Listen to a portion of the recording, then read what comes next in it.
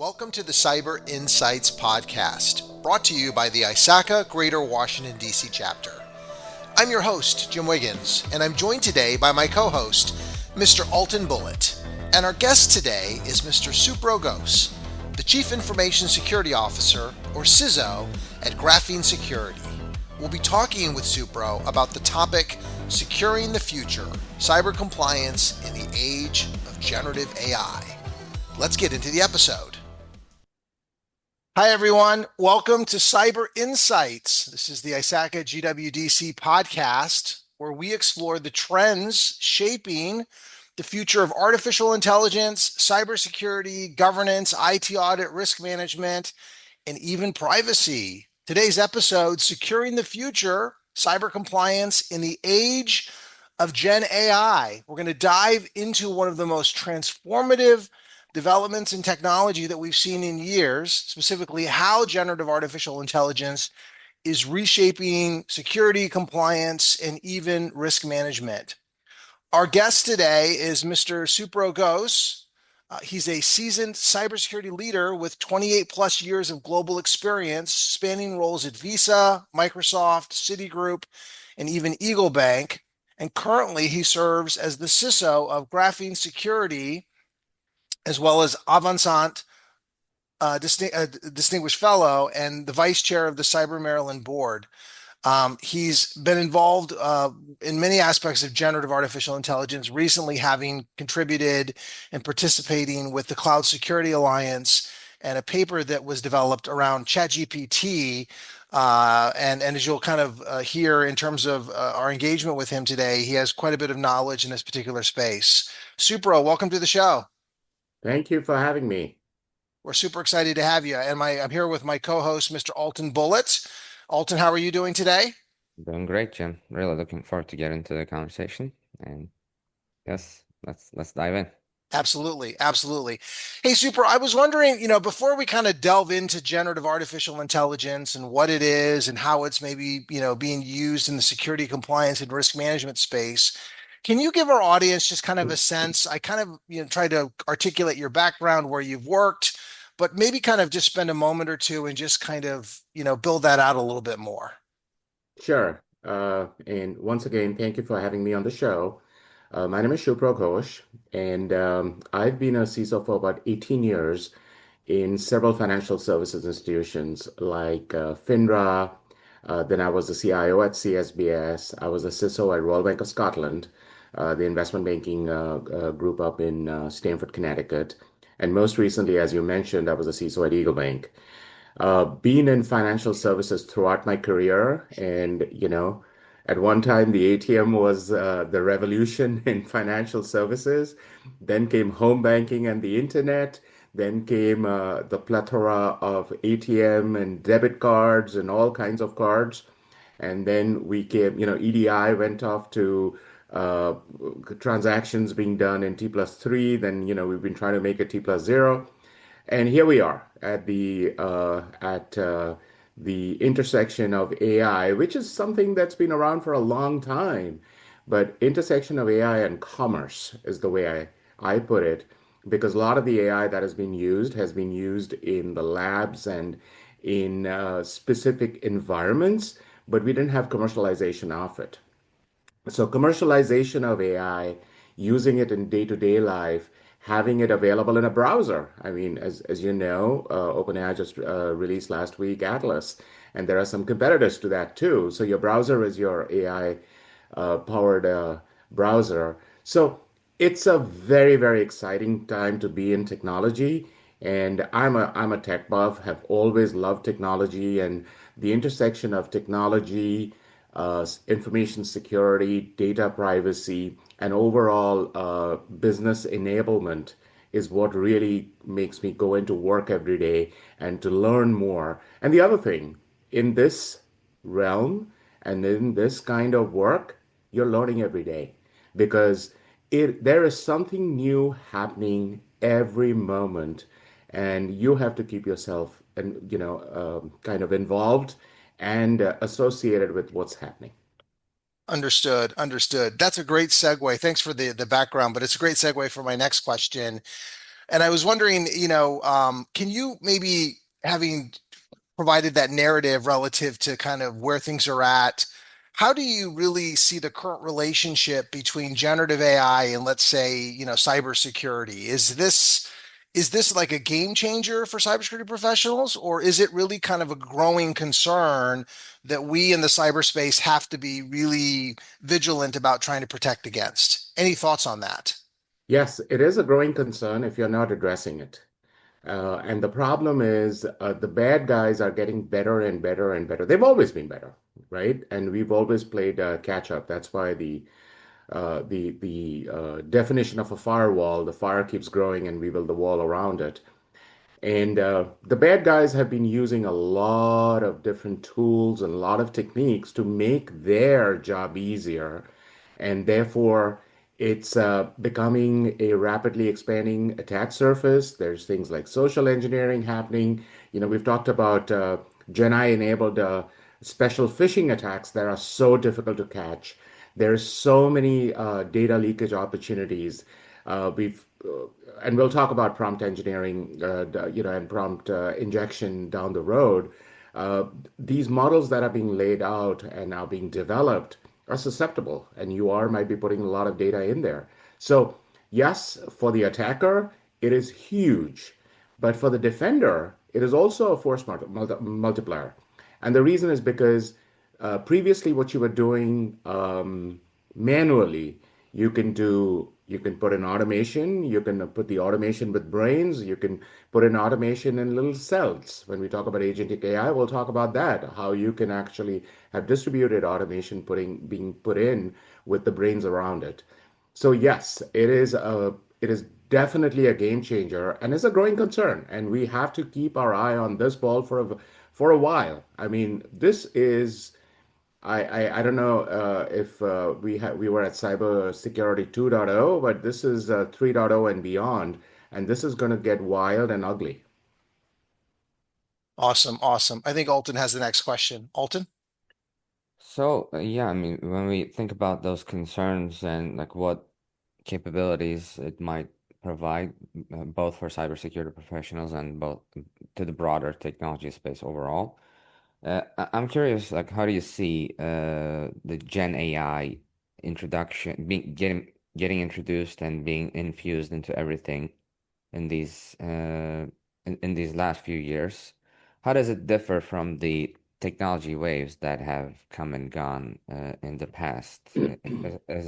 As it fundamentally perhaps different, if it is, in terms of what kind of changes and considerations might involve compared to other Sure. technologies? So previously, when we had I would say, a lot of our tools in place and a lot of patterns in place, and I call them mousetraps because that's how, from the detect and the protect side in place, we kind of knew what to expect. It was probabilistic. It was typically using a tool, and it came from deterministic data. GenAI changes that. It is non-deterministic data, and the data itself is pretty opaque, right? So the traditional controls that you had, the traditional testing that you had, that has to evolve. So now when you are testing your tool and putting it against different models and different data sets, that has to continuously evolve and continuously, there has to be a feedback loop, right? So your tools have to learn every day, and the window of opportunity is getting smaller and smaller and smaller. So how do you make your tools learn every day from the models you're getting, generate your outputs, and feed it into your tools so that when your attacker is attacking with new patterns, you have that knowledge in it. And also, we've always talked about the issue about antivirus and spyware and things like that, which are a lot of it is pattern based. But then we went to the heuristics based. So over there we see a lot of changes happening because, as I mentioned, it is non-deterministic data. So the Gen AI changes that because it creates data on the fly and data that you may not have even seen in the past. Understood. That's very, very helpful. Thank you. Awesome. Awesome. Hey, Supro, so kind of building on that, can you maybe give our audience, some thoughts on why we as compliance and governance professionals in this particular space need to pay attention? I mean, I think you've kind of provided an interesting narrative about the technology and how it's being used in the cyberspace, but what are some of the main drivers as to why the leaders in our space need to be paying more attention to it than maybe they have been? Any thoughts on that? Yeah, so the reasons haven't changed. The reasons are still the same. And that is when you're taking data from somebody or any person, there's a privacy statement under which you're taking the data. And you have a fiduciary responsibility to protect the data per the privacy policy. And there are also laws and regulations like GLBA, HIPAA, FERPA, and so on and so forth where when you are collecting the data, you have some responsibilities. So that the need or the regulations are kind of there. Now, what is happening is AI is embedding itself in a lot of critical workflows. And sometimes, if not managed, the liability for data misuse or data exposure or just a failure in controls and things like that, that itself will get you into some of those issues, which some of the rules that I talked about require you to adhere to. Understood. Understood. Hey, I was also wondering too, like, just kind of pulling in your background for a little bit. You've led obviously cybersecurity efforts in a lot of these different financial institutions. There was a long list at the very beginning, different global tech firms. Um, what have you seen across all of those that you might be able to apply to today's discussion relative to generative AI? Are there any themes? Are there any threads? Are there any connective tissue that you able to pull from that might be important for us to be thinking about as it relates to generative AI and ultimately how we're using it in the cybersecurity space? Sure. So I've spent most of my time in financial services, and if you worked in a bank is all about managing risk, and the risk kind of transforms itself into a lot of different specific parameters. But the problem, but the problems remain the same. That you're taking these risks and managing the risks, and the end of the day, you have to have some positive business outcomes, right? So what do you do about it? You have to have controls. There's a control framework, there's a governance framework, and you have to design the controls. So first, when we do audits, we design the controls, make sure it's appropriate, fit for purpose, and then we have to manage the controls along the way. So people, process, technology, those things are still front and center, and the security then becomes the enabler to manage that risk.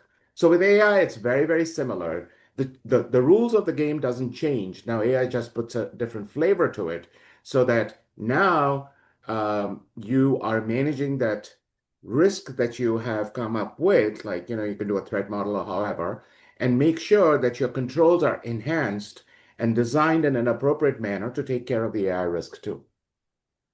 Understood. Understood. Hey, I wanted to highlight, some of your background at Microsoft and Visa. I know that you helped design some of the first cyber fusion centers. What kind of lessons do those experience have they taught you, or can they apply to the generative artificial intelligence area? Maybe you can talk for a moment about what those fusion centers were and how they might be applicable to this particular space. Sure. Actually, before I even talk about Microsoft and Visa, the two places that I think I learned a lot, and some of that learning that has been kind of foundational in how I think today, how I operate today, was at Citigroup and FINRA. So Citigroup, when I joined, was the largest bank in the world, I believe, at that time. I could be wrong, but don't hold me to that. But Citigroup is one of those places where you did things the right way.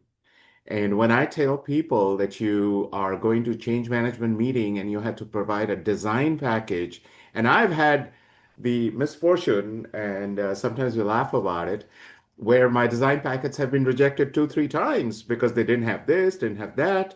But that is the rigor that it had. When you're doing a change and you're going through a change management, you have to respect the process and the methodology. And the designs were there. Every design change would go with diagrams before and after. They would be vetted. So there's no question of going and doing the diagram right after. The change updated the design diagram itself. So what that means is auditability, accountability, appropriate evidence, and also the controls were, measured and managed appropriately. Same thing at FINRA. FINRA was a little different. So FINRA was a regulator. They wanted to make sure that they did things better than what they would expect Wall Street to do. So the bar was very, very high. Again, the they teach you the same notions of making sure that your changes and your documentation and whatever you did in your control framework was well thought of. These are all good habits. And now, if you see AI governance and model risk management, a lot of those things they kind of carry on. If you have those good habits and those good practices in place, those really work. Now, going to your question on Microsoft and Visa, yes. I was involved in Visa's first Cyber Fusion Center. And why was Cyber Fusion Center that important? Previously, what we did is we looked at a lot of the telemetry that we got, the alerts that we got, the specific data that we looked at. There was a myopic view. There was not a holistic view. And what Cyber Fusion Centers did is they allowed you to create a integrated platform where you're getting intelligence coming in, the SOC alerts coming in, the incident response working, engineering there's physical security, there's transaction data. So if you're seeing an uptake in actual transaction volume on the Visa network, is that tied to some of the security alerts you're getting? So this kind of fusion center is very, very important, and I cannot um, mention and kind of stress the importance of intelligence data. And intelligence data not only from internal, but cross-functional, that is from other financial services institutions, and also from places like the DHS and CISA NCIC, which is giving you data from all the federal agencies. So that intelligence is so, so important in cyber, and that's what some of the fusion centers help you. And going into AI, we are going to see a lot of involvement of that kind of model in the AI realm because you're going to get so much of data that is hitting so fast and so quick. I mean, previously, if you recall, this was, oh my God, this was probably in 2014 to 2015 when a bunch of banks were getting hit by the Quasam cyber fighters. And I hope I got the name right, QCF. And they were hitting a whole bunch of banks, but they were hitting a bank at a day. Every day was one or two banks or three banks. But in the future, with this force multiplier, we might get hundreds, two hundreds of banks getting hit together. So therefore, sharing the intelligence, sharing the patterns that we have, the IOCs across, would be very, very important, especially in the realm of AI. Understood. Understood. Thank you. I think Alton wanted to pose the next question to you. Yeah, so like we talked about like those giant companies like Citigroup and FINRA as a regulator being very well structured when it comes to cyber risk management and establishing very robust fusion centers, uh, and then how that relates to Gen AI. So my question is about maybe the other end of the spectrum when we think about the startups that are maybe quite the opposite of large enterprises in a lot of ways. And given that you played some key roles in advising and mentoring cybersecurity startups through programs such as Suraksha Catalyst, and given your involvement and your experience with with that environment, like how do you see that ecosystem approaching the innovation when it comes to generative AI differently than some of the companies that we previously talked about, some of the more established mega Sure. corporations and regulators. So, yeah, So, most of the innovation today is happening in the startups, right? The startups have it's founded by people who are brilliant, and they sometimes don't have the encumbrances that a big company has, and they are much more free thinking. And therefore, what they do is they move from a concept to a pilot to a product pretty quickly, right? And when they're doing that, the normal guardrails you would have in any organization that we've been talking about previously, those guardrails may not exist. And also, there's a notion of secure by design. Those things are a little, it's there. It is in the plan, but may not be top of mind. So a lot of products are getting built with with with security and privacy as an afterthought. So that is a concern. But then again, that's where innovation is. That's where the real work is. You mentioned Suraksha Catalyst, something that I'm very excited about. But prior to that, I worked with several of the Israeli-based cyber startups. It's like organizations like CyberStarts, Teammate, the Israeli Cyber Network. And what I've seen over there is brilliant people who are being kind of moved through the process, and they have the concept, they're building the concept, they have design partners, and they also have governance and security partners, right? As they are building the product, those things come in. And so as you see that these startups will need to put in guardrails by default at some point, they have to have policy as code, and their risk is depth and governance as they scale. And as they start hitting a lot of the sectoral regulations that we've talked about, if you're setting in financial services and you're a CSP, they have the rude awakening. Oh, yeah, I need a SOC 2. Oh, yeah, if I'm selling to the federal, I need a FedRAMP. So those are things that are wake-up calls, but it's not perfect. But at the end of the day, innovation has to continue, because if you put in a lot of the encumbrances of regulation and compliance upfront, then your innovation might get hampered.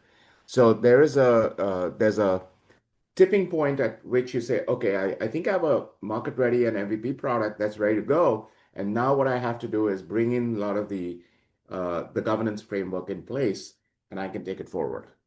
yeah, yeah, absolutely. So, I mean, given that all like fast moving ecosystem that's probably by design, it has to be that way. So do you see that the incentive structure right now, like encouraging secure by design for a lot of startups, like having the guardrails, uh, uh, especially considering that it might be, as you said, might be like a hindrance for them to go to market with their MVPs first before the competitors? And how does that come into play, both from a maybe regulation perspective, governance? A lot of those startups probably don't have like a governance even person, let alone a department, right? So do you see that as a challenge maybe at this point? Like how do they prioritize putting in the guardrails before the next startup launches the most revolutionary thing ever that may be very similar to what they've been working on? So it's as I said, there's a tipping point, and the Yeah. tipping point might come when a startup is actually talking to customers, and not smaller customers. If you are a fintech startup working, you've got GenAI embedded in your product portfolio, in your product roadmap, or in your current offering, and you're talking to a bigger financial institutions, they will ask those questions. Or if you are talking to a venture capitalist to try and raise your first round or even second round, those are questions they will ask because they want to make sure that when you are building these products, you have thought about the guardrails. I didn't say implement the guardrails. I said thought about the guardrails. You can think about the guardrails, you can put the underpinnings, and then show that, yes, we can build it as we build the product. Because you might have a perfect product with all the guardrails, but not the functionality, kind of defeats the purpose. So, but you have to think about it. You have to know that, okay, this is our plan.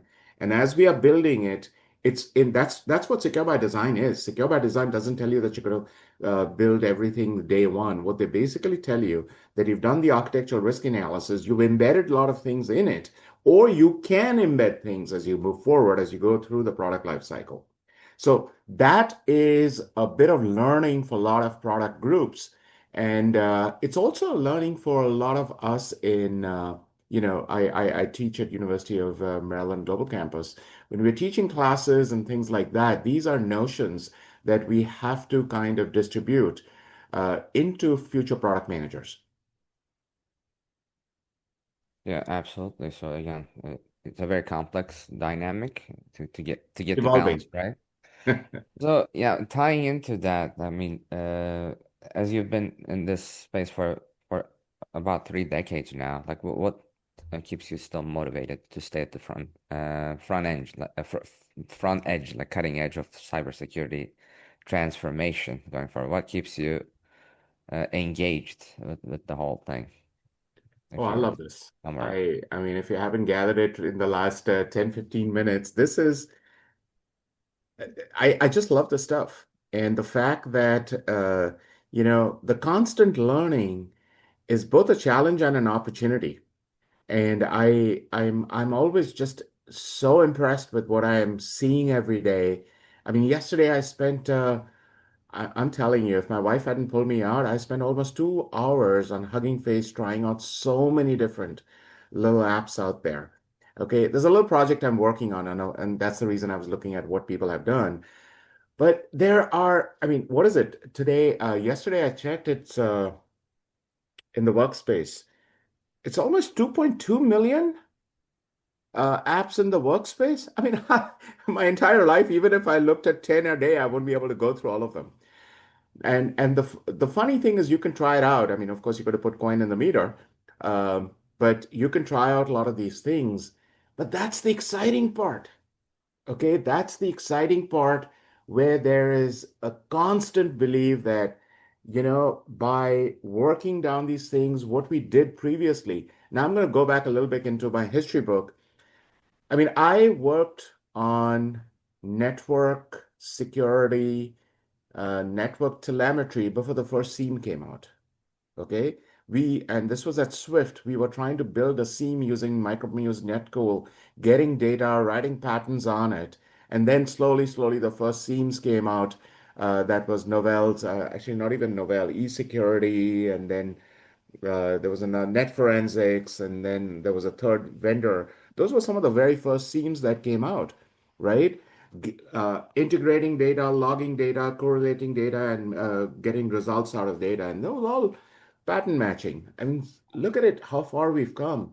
And today, the tools that we look at today would be probably dinosaurs in maybe 5 years because, Moore's law works here. We're doing things faster and quicker. So there's going to be so much of evolution and revolution happening with AI that it's an exciting area, and that's why getting up every morning and learning something new, that is almost like it's a catalyst for me to wake up every morning. That's awesome. I couldn't agree more with what you said. Absolutely. The pace of change, something always to learn more about every day. It's fascinating. Okay, so let's dive deep into kind of the main topic, which is Gen AI's influence in risk frameworks, governance, and enterprise compliance. How do you see today how Gen AI is changing the way that organizations might be thinking about compliance and risk management? We've kind of talked a little bit about it. You were just discussing governance, but really from more a startup's perspective. But let's extrapolate this. Let's take this to like just the general population of organizations that are out there. How do you think organizations should be, thinking about how they're going to comply and manage risk when it comes to using some of these actual tools? Any thoughts? Absolutely. And this is where I think we're going to see a lot of change in compliance. Um, Previously, I mean, if you look at financial services or a lot of the other organizations, we require a SOC 2. Then, in Europe, they require a 2701. In the federal space, you have the ATO. But these are a point in time. Okay, this is a checkpoint in time. And as you know, a lot of these reports take several months to make. So the data itself is pretty dated by the time you get to it. So, it might take 4 to 5 months to get a SOX 2 done, right? So it is dated and that data has aged. What we need to get into is continuous monitoring. And the federal government recognizes through the continuous monitoring ATOs, but that too is, is a snapshot in time. But we need to get into true continuous monitoring. And that's where the SOC 2 Type 2s, which are supposed to be the efficacy of the controls, need to be real time too. So we might see in the future SOC 2 Type 2 real time dashboards in front of vendors or in front of the control managers. We might see ISO 2701 also being made a lot more real time. So the there's a big move from point in time attestation to the continuous control monitoring that we shall see. And as we have these bill of materials that are also very important because you got to if it's like your asset base, right? If you don't know what to protect, how would you protect? This bill of materials also have to be real time, and you have to see when you need to put some guardrails in. I mean, there could be certain triggers where you automatically put in guardrails. It could be transaction volume, like say, for example, PCI. You were working at a certain transaction, you moved over the threshold, you're in a different realm now, automatically guardrails come in place. So we're going to see a lot more, I would say, it's going to be a lot more dynamic than static. And I think that's what we are going to see is the big change. Very similar to what I talked about in the Cyber Fusion Center, right? You're going to bring in a lot of these metrics together in a different realm, in the compliance realm. And you might have a real-time compliance dashboard which shows you how compliant you are. And people are going to judge you whether you were compliant from point A to point B, and not that you were compliant in point B only.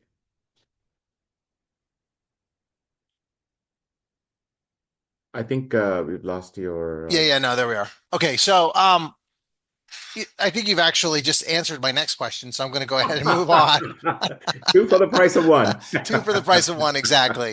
So let's talk about. I know that you were involved in the Cloud Security Alliance. They wrote a paper, I think it was back in 2023, dealing with the security implications of ChatGPT.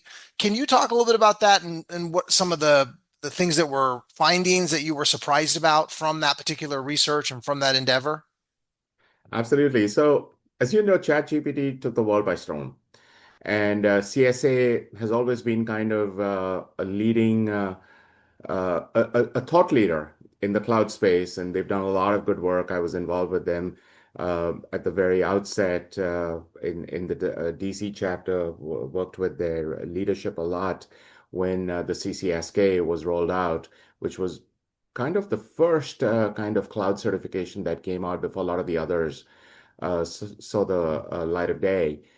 And the CSA Alliance Chat GPT security implications paper was something that I'll be honest with you, we were caught a little unawares because we didn't know exactly what was going to happen. So the first version of the paper was really rushed, but I think we did a pretty decent job of capturing some of the issues. So what we did is we did a threat model. We took ChatGPT, did a threat model, a standardized, threat model, looked at some of the threats and what were the remediations, and used standard stride dread, and did a threat model and looked at some of the issues that would be there.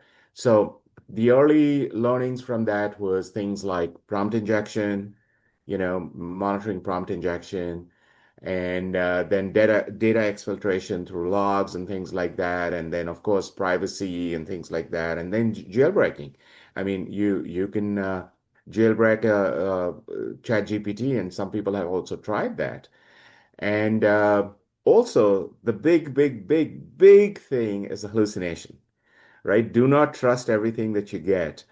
So I think we came up with 10 or 15 uh, kind of areas to kind of watch.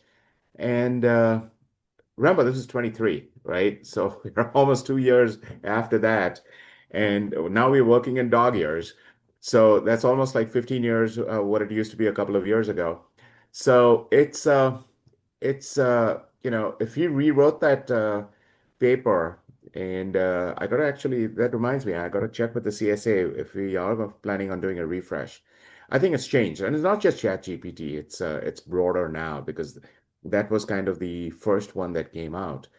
But its security implications of GenAI are evolving, and a lot of the things we wrote and talked about are still being looked at. But there's new threats that have also evolved because a lot of the previous ones are, the guardrails are being built in. Yeah, Absolutely. totally. So Alton? yeah, I also want to follow up on the implications of these, like starting with security, maybe moving to the governance and compliance. I mean, first of all, I want to say that I 100% agree that you can't overstate how important it is to like be careful about the hallucination risks, especially along with some other uh, compromise related risks, like people not being careful enough. I feel it's more common than you would like to say with the output that they get from large language models. So when we think about this from an organizational security and risk management perspective, so how can CISOs and similar level like senior security managers, officers use and leverage AI responsibly to help with their organization being more uh, robust around the governance and compliance aspects rather than making it worse than it might have they might have started out with. Like, what are your thoughts on that? Sure. So as you know, I'm a fractional CISO, and I work with a lot of organizations. And one of the organizations that I'm working with, like everyone else, they're walking down the AI path, and especially Gen AI. They have enterprise versions of a couple of the LLMs. And so the first thing, whenever any organization, and if you haven't done it, you're way behind, is to have an AI policy. So have an AI policy on what to do, what not to do, and things like that. Because some of those you may not have the controls in place, so that's why you got to control by policy. It's very important to have the policy and to educate the end users about the policy. Also do training. Training is very, very important, and Jim's going to smile when I say that.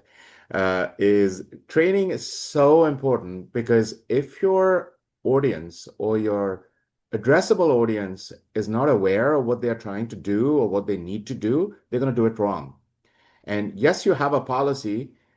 How many people really read a policy? Very few. That's why having the training and giving it to them in a manner that they can absorb and actually use and use with use cases, you show them what good looks like, but then also uh, tell them that if they don't do things, what bad looks like.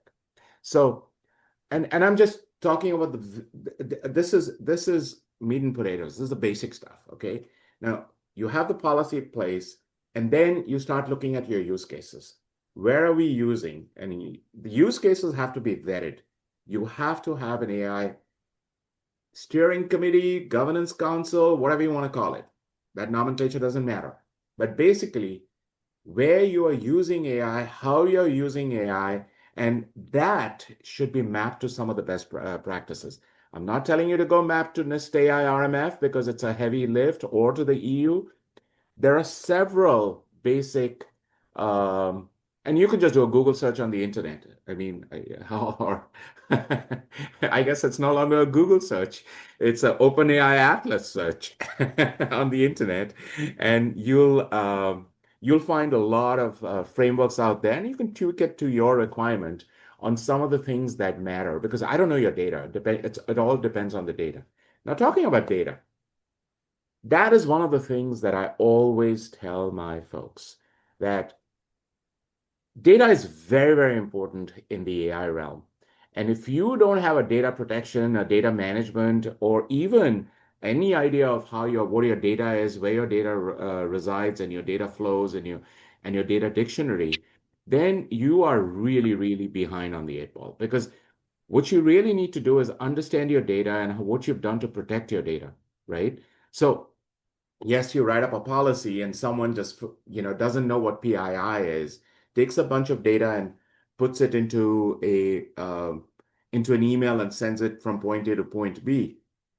That is not an AI problem. That is a education problem on your data protection strategy. And if you don't have the appropriate DLPs in place, data loss prevention tools in place. So I think a lot of the underpinnings are foundational. Make sure you have good education. Make sure on AI and GenAI and some of the tools out there. Make sure you have a policy in place. Make sure you have a data protection strategy. And then the data that you're getting out of it, make sure there's a human in the loop. Make sure that you don't trust it blindly and put it in some forum where it's going to be tested. And then, of course, if you are building tools, whether internally or if you're buying tools from a third party, ask them the same questions. Ask them the same questions. What's your policy? What's your framework? How do you manage this? And what kind of testing that you have? So basically, you have to do your due diligence not only on yourself, but your third parties and your fourth parties that you're getting data from or you're giving data to. Absolutely, very well said. I mean, it absolutely requires a lot of foresight and planning that most people seem to realize. So, and tying into that, in terms of establishing robust governance and compliance around it, when we think about the external factors driving it, a lot of times, like frameworks, regulations, and laws, like when we think about NIST cybersecurity framework, FISMA, and similar constructs that are focused on cybersecurity on their own. Do you think that they're keeping pace at this moment with AI risks, or should they be redefined, restructured? Kind of, Um, sort of. And I'll tell you why.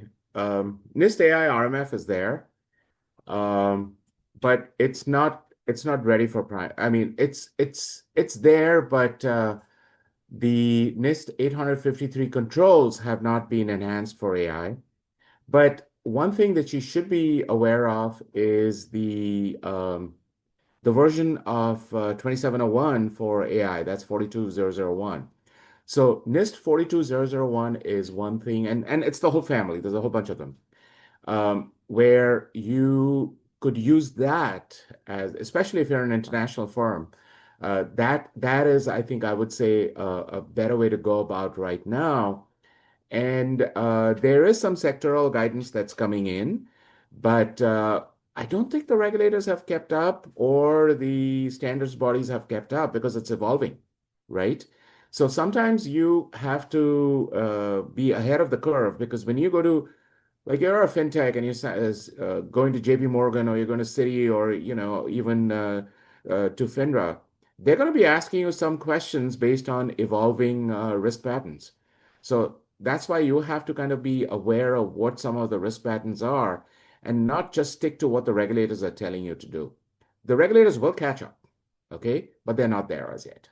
yeah, yeah, absolutely. Probably requires a more proactive approach from organizations at this point, rather Absolutely. than relying on mandates. You have to do this or else, or that kind of thing at this moment, probably. and relying on the guidance frameworks that we have right now. That's right.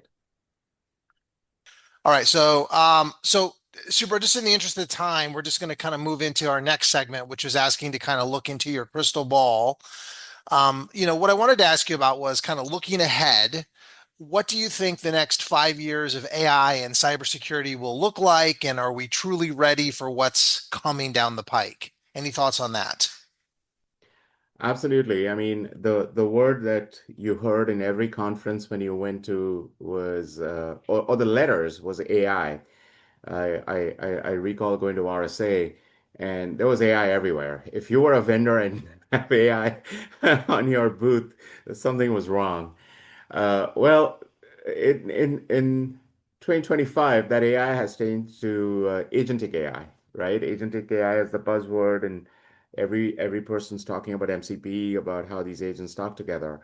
So we're going to see a lot of agentic AI, and I was mentioning this to a friend the other day. Like he was asking what's the difference between the two, and I talked about distributed computing and centralized computing. So in distributed computing, a lot of the thought and the actions and a lot of the effort that is being taken place is kind of isolated in a little microcosm, and that's very similar to what agentic AI is. A lot of the actions, the data accumulation, the data analysis is there, and it is very fit for purpose, right? So we're going to see a lot of agentic AI, a lot of agentic AI models with different little tasks being done by different agents with MCP connected to the middle. So what does this do? What this does is makes it a very distributed issue for the defender. So the defender now has to make sure that every agentic ad deployment is secure, the communication is secure in between the two. Keep up to date on AI native attacks. What kind of attacks are coming in? And they're going to be regulation. There's going to be regulation that's going to look at this, and the winners are going to be basically who can really operationalize AI governance and really build in secure by design principles at the outset. Because layering on security in an agentic AI world is difficult. That's why if you haven't thought about it and haven't really kind of built it at the very beginning, it's very different. It's going to be very difficult. Okay, so that brings me to my next question, and you kind of alluded to this a little bit when you talked about, the NIST AI RMF and how 853 hasn't really been updated yet to incorporate the necessary controls. Do you think that we're going to see formal AI specific compliance frameworks or regulatory mandates, or at least a significant increase? I know there's currently in the European Union, there's the AI Act, but do you expect that we're going to see that percolate across industries or sectors to really try to codify AI and making sure that there's some level of kind of oversight? Any thoughts on that? Well, if you ask me, if I had to take out my crystal ball, I think 4201 is a great start. And as I mentioned, there's going to be there's a whole family of controls over there which talk about little aspects of it, very similar to what 27,000 was in the world of cybersecurity, and we had nuances of it based on, there was a couple of versions with more privacy, some of the ones so privacy by design and things like that. So it's going to be AI privacy by design. We're going to see a lot of that through the 4200. And as you know, the EU is a little ahead of us in a lot of this in the AI realm. NIST AI RMF was definitely a start. I think we're going to see a lot more addition of AI controls in the NIST 853. FedRAMP 20X, as if you've been keeping an eye on that, is really changing the way cloud security is kind of evolving in the federal marketplace. We're going to see a lot more, I would say, movement of additional controls, but we're going to see a lot of sector-specific controls too. And the sector-specific is going to come from the likes of the FFICs, from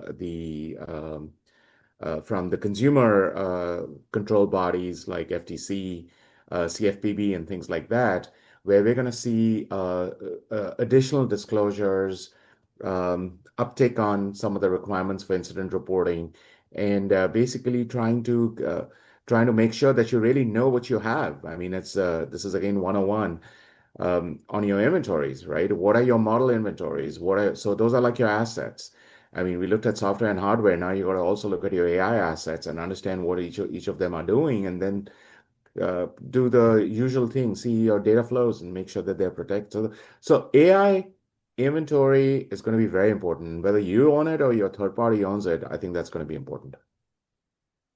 Understood. And Understood. some people have started that. A lot of people who are doing TPRM, third party risk management, and have extended their AI models. They see that. And one other thing I want to talk about is the attack patterns. So we use the MITRE ATT&CK framework, and if you're familiar, MITRE ATT&CK, and we criticize MITRE for a lot of things, but this is one area they've come out with an extension to their attack framework, and you have the MITRE attack framework for AI too. I think that's called Atlas too, right? Yep. Yeah. Yep. Yeah. Exactly.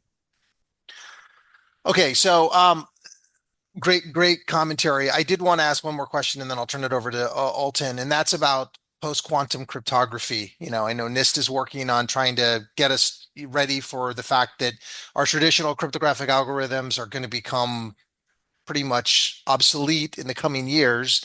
I'm wondering how maybe that post-quantum era and AI governance might intersect in the next wave of cybersecurity standards. Have any thoughts on that?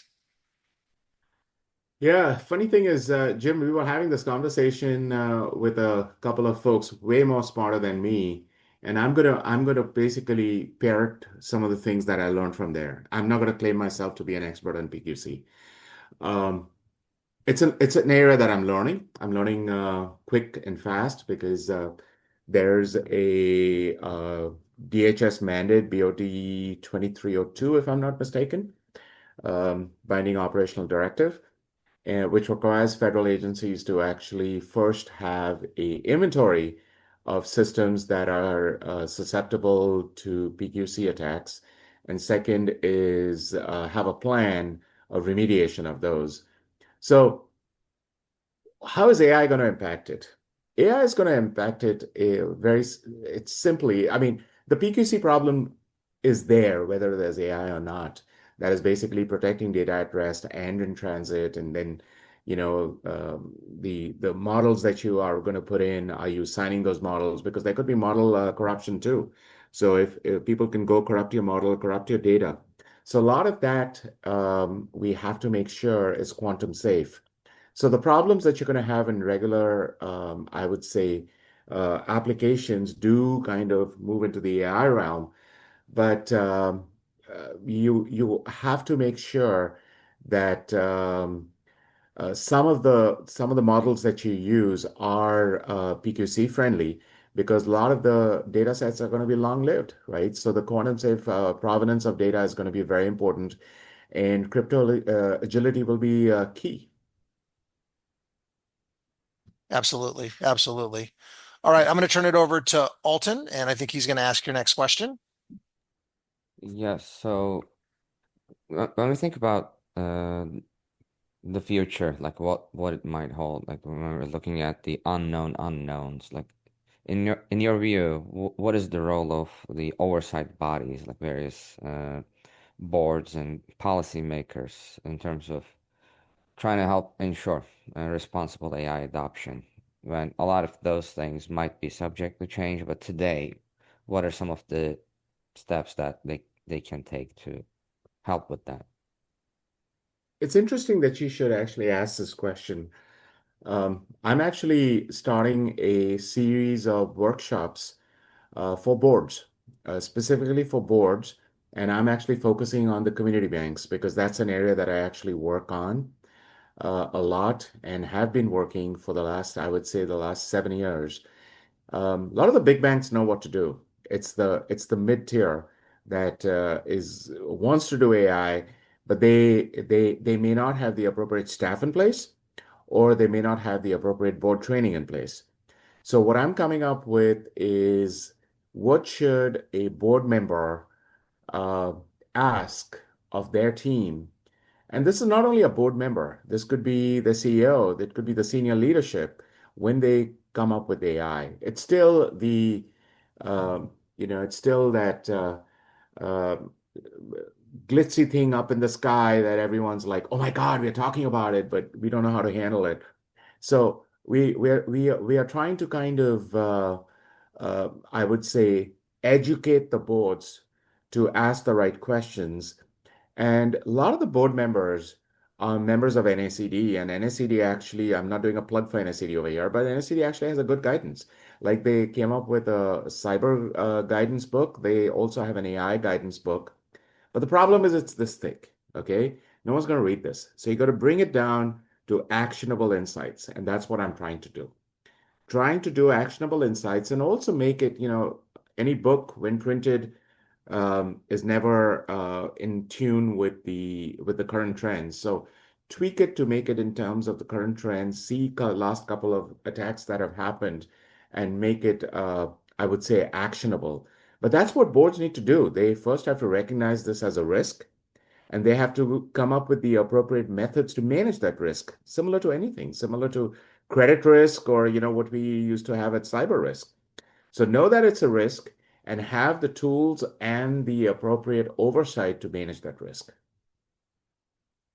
Yeah, absolutely. So, I mean, that makes perfect sense. So when we think about the like operational side of things, like moving down a little bit towards the trenches of the like operations, how do you become AI enabled day to day? Like when organizations want to move forward with integrating AI everywhere, like Gen AI and agentic AI, and with the hopes of making things faster, more efficient, more capable.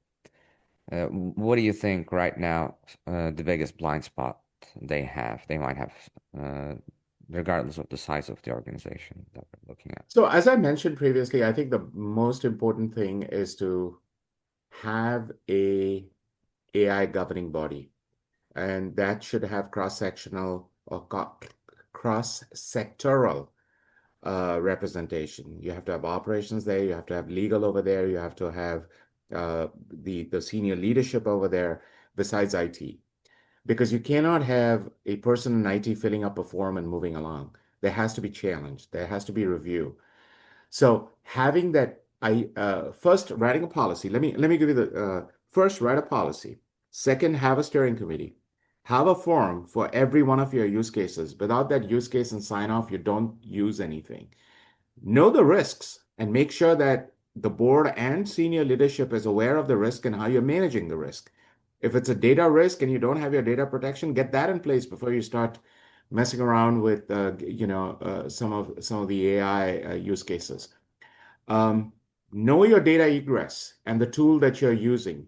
Know what kind of permissions you're giving to some of these agents, right? And do standard things that we did previously. If you're deploying something, red team, test it out, okay? And make sure whoever is testing uses specific red teaming models that are specific to AI applications. And also map out the data. If the data needs to be protected, and actually, without before even mapping out the data, do a threat model. It's together. It's a threat model plus a data flow diagram that you have to create. I'm going a little bit into the weeds over here, but basically know where your data is and how you're protecting it. So that normal thing that we did for cyber doesn't change. This is what we did for cyber. This is what a architectural review would do for you. You would just keep on doing it. And it's not just for AI. This should be done for, as the security software development lifecycle for any application. Absolutely. Yeah. Probably like more vigilance and consistency in Yeah. applying the methodology probably would help a lot of organizations today. So All right. yeah. So Supra, let's go to the next to last segment. We're almost at time for our time together today, but it's a quick Q&A section. And Alt and I are going to each ask you one question, just a quick high energy insight and practical advice from you. I was wondering if you could provide us one misconception about generative artificial intelligence in cybersecurity that you'd like to debunk? It's behind a firewall and it's safe. Awesome. Awesome. Okay, let me ask another one. I love that. That was a quick answer. A compliance or your favorite AI tool or technology that's generally making a difference. Let me tell you, it's a work in motion. Okay. And I am actually looking at tools that can reduce the human load. And one of the biggest human load is data collection and artifact collection for evidence for auditors and for different, I would say, um, compliance needs, right? So anything that can go through reams of paper or reams of logs and give me the patterns very quickly, that is what is going to be my favorite tool. Awesome. Alton? So, if you had to summarize your Gen AI philosophy in one sentence, what would it be? Well, it's the tsunami. You can't stop it. And move fast, but move fast with guardrails. It's almost like going, if you're taking part in any kind of activity which is stressful, like climbing mountains or going speed skating or doing anything, you have certain guards that you have to wear, right? You have to wear guards over here and things like that. Or even if you're on a speed track uh, uh, going in your car, there are certain guardrails that you have to comply with. Do that, but move fast. And just don't do an activity for the sake of doing an activity. Know what the value is, what the business case is. Make sure the data you're dealing with, you understand the data provenance, and provide the transparency to management so that management knows what's going on. And finally, you have to do the continuous monitoring. You just can't do it once and stop. It has to be continuous. And people talk about humans not being in the loop. Oh my God, humans have to be in the loop because at the end of the day, there's a lot of we talked about a hallucination. There's a lot of data that looks right, and maybe a model says it's right, but that human oversight is very, very important. Yeah, absolutely. That's awesome. Oh, okay, Supro. So, as we wrap up, what's one message that you like to give cybersecurity leaders to remember about securing the future in the age of generative artificial intelligence?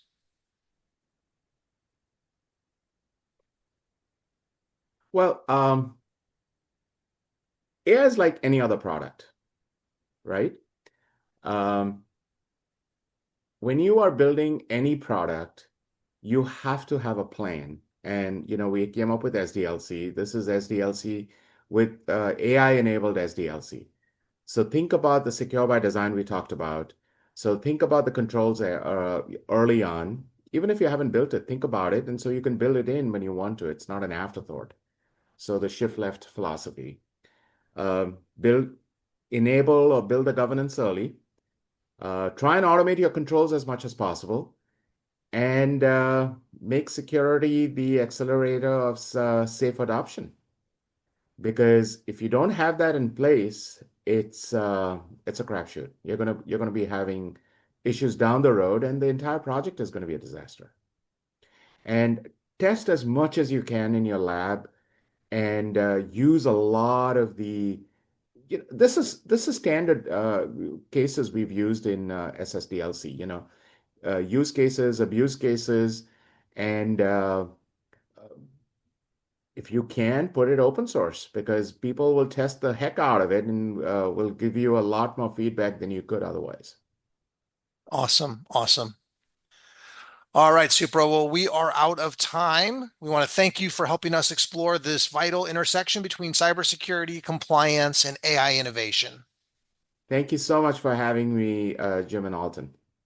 Thank you. Thank you Have a for nice coming day. on. It Thank was you. awesome.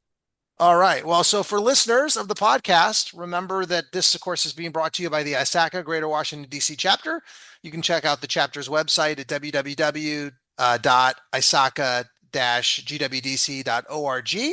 You can learn more about upcoming events, both in terms of meetings, training, and of course, we do actually post information about our podcast there, so you can stay up to date on current episodes. It's obviously being broadcast on Spotify, so hopefully you're listening to us there. Thanks for joining us today. We really appreciate you tuning in to the Cyber Insights podcast. With that, we'll go ahead and sign off for today, and we look forward to seeing you at our next podcast episode. Have a great day, everybody. Thank you so much. Bye-bye.